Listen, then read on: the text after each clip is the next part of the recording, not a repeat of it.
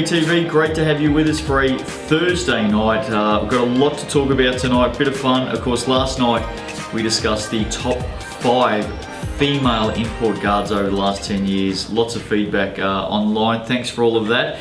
And tonight we're going to do it all again with the male imports. Steve and Craig joined me at the desk, and if last night was tough, tonight doesn't get any easier. Before we move on, how good was it last night that some of those imports are no longer in Big V, but they got to see the video, they got to see their name in lights. Yes. They were made aware of it by some of their friends and family. It was really cool. It was fantastic. And can I just send a special message to Steph Thomas, because she made the top 5 last night. Yep, you text her on the personal number saying, just letting you know you're on this video. Just letting you know I've selected you.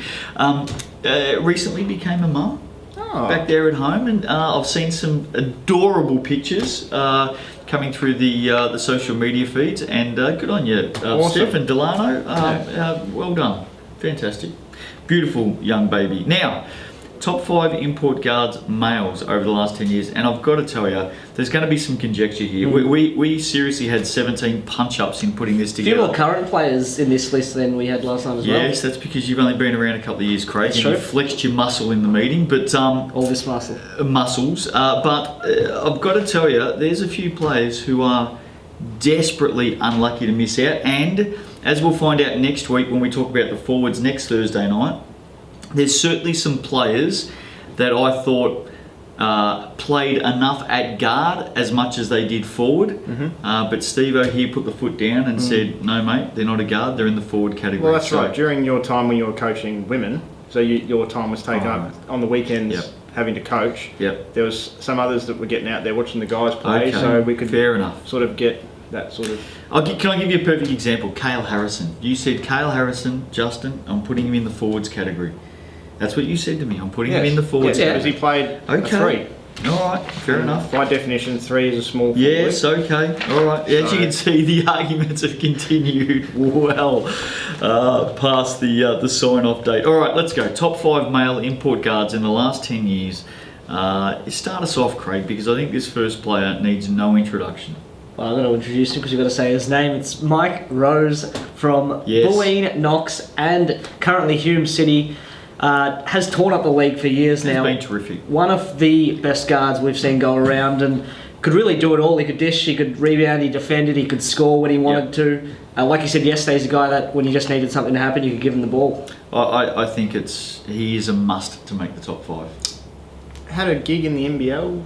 Is that correct? Was floating around. Small gig, so I thought, but certainly a great player over the last 4 or 5 years. I think a good selection. Steve-O, take us on to selection number 2, because arguably, although this is in no particular order, this guy would be floating right up near number 1, I would have thought. Well, I'm currently surprised he's still not going around, because he probably could get an extra couple of years out of him. 12 years in the Big V. Something like that. Latrobe City, Melbourne, Sandringham, finished off at Waverley. An absolutely stellar career, SEDALE THREATT Jr. Yes, 12 years of smack talk backwards and forwards with Matty Snowball. Loved it.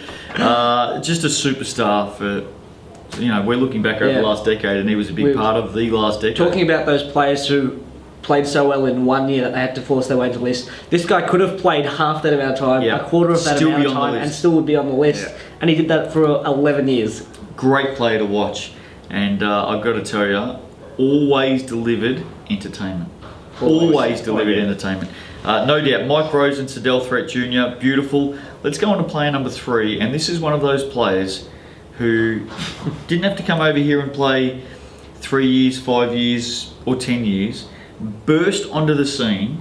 And I reckon since his departure, every club has probably contacted him to ask him if he'll come back. He just tore it up. And who am I talking of, Steve-O? Well, scoring machine in 2014 from the Sherbrooke Suns, it was Grant Johnson. He just came out of nowhere. Absolutely out of nowhere.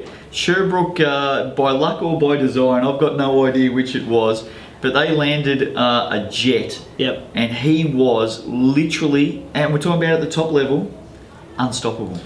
Well, that's right. I think after he finished his short Big V stint, I think he was poached in Europe straight away. Yep. And he went on to bigger and better things than the Big V. But while he was here, boy, was he a joy to watch. I've only tried to recruit him 17 times since. So, Grant He's lost your phone number, actually. Yes. A one-season player has made our top 5 for the last 10 years. He was just amazing. So if you want to make it, all you got to do is average 28, 9 and 3. That's all you have to do at an efficient rate. Just incredible. All right, let's move right along to player number 4, because we talk about some players who come over here and have some longevity in our league. I reckon there's another part to why this player's made the list. Not only can he play, but geez, he's a ripping bloke. Yep. And he has been an incredible part of the Big V community and family. No matter where he has played, he has just been able to bring a club together. Yeah, he always gives back to the community. He's running camps, clinics, kids love him. Always got a smile on his face. One of the happiest people you see play, and one of the most entertaining people you'll see on the floor as well. Southern Penn, Western Port, now leading Collingwood, coaching and playing Manny HENDRIX. Yes. It's interesting. Love this selection. It's so interesting to see that you can reel off the stat: 25 points per game, 5.5 rebounds, 3.5 assists, back-to-back MVPs in 15-16, and you can nearly arguably say he's a better person off the court than he is on the court, even though we've just reeled off all those stats. And having said that, because he's been playing at D1, D2 level, he's getting the best defender every game. Yep. Every game, the opposition's plan is how do we stop and everyone knows Manny him. HENDRIX. Everyone if you're going to play Collingwood, what's the first name you think of? Absolutely. Every week, Manny HENDRIX. You can go one step further than that. He's not just getting the best defender.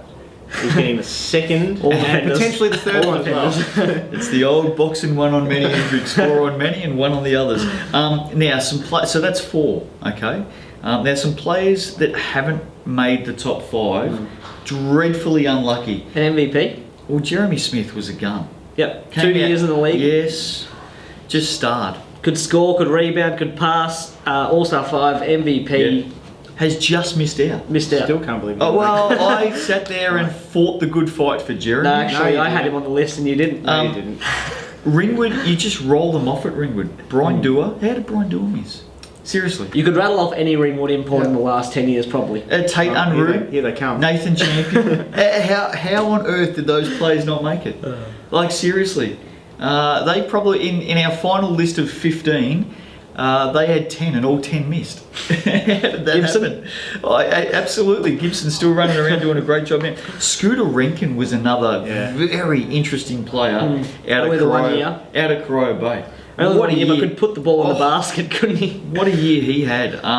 So look, it was a long list, but there's no doubt our 5th player thoroughly deserves to be there. Longevity again. Absolutely. And look, he's obviously close to my neck of the woods now, so I'll let Steve mention who he is. But when we sat down and looked at this, it was unanimous that this guy had to be on this list. Well, he started off at Sandringham, made his mark at Hume City. He's now finishing off his career, well, I can probably say that. He's finishing off his career at McKinnon. JERMAINE MAYBANK. Absolutely. 17.1 points at Sandringham, 16.5, 6.5, 4.5 assists at Hume, All-Star 5 at Hume, I believe, and then now running the point and is the general at McKinnon. Longevity you speak of, he's got it in spades. And just does a bit of everything. He's one of those players that'll bob up with 8 assists one week, come out and take 12 rebounds. Doesn't necessarily have to always score, but when he's called upon to score, will step out and do that. And we're talking over 200 games. Yep.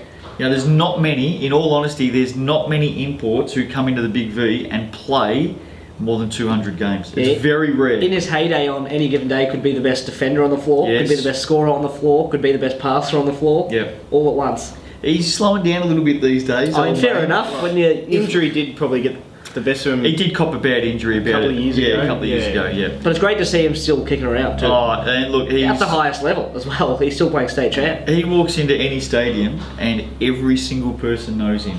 He's just made an indelible mark on the Big V over a decade. So there you go. So there's our top 5, and by all means, get onto the Big V Facebook page and give us your thoughts, because there are some absolute studs that haven't made the top 5. In no particular order, Mike Rose, SEDALE THREATT Jr., Grant Johnson, who was just a whirlwind one-season superstar, MANNY, HENDRIX, and JERMAINE MAYBANK are the 5 that we've gone with for all variety of reasons. They could certainly play, but they've left an indelible mark as well. And great to see those ones sticking on for multiple years. I think that's probably what got those. We had some tight calls that probably gave them the tip over the edge. There is some players that have missed this list, and I'm telling you now, address all hate mail to Steve Chalmers at bigv.com.au. How's that sound? Now, tomorrow night, back at the desk, the biggest games of round 5, and we've had a little bit of a look off camera here, and there are some massive games, Craig. Massive. Huge. Getting into the business. Middle part of the season. Business end of the season. Middle part. No. Hey, it's all business. Now teams starting to find their feet, and I think there's a big battle in the middle section of the ladders at the moment going on. It's going to be interesting to see how that sorts itself out. And there's some pressure on a few clubs right now, a few teams right now. Well, certainly. I think it's really good on Fridays too. We've taken an in-depth look at a couple of some advanced statistics as well. I know Craig's been doing a great job there. I think some of our viewers, especially by the feedback I've been receiving, certainly liking that in-depth look.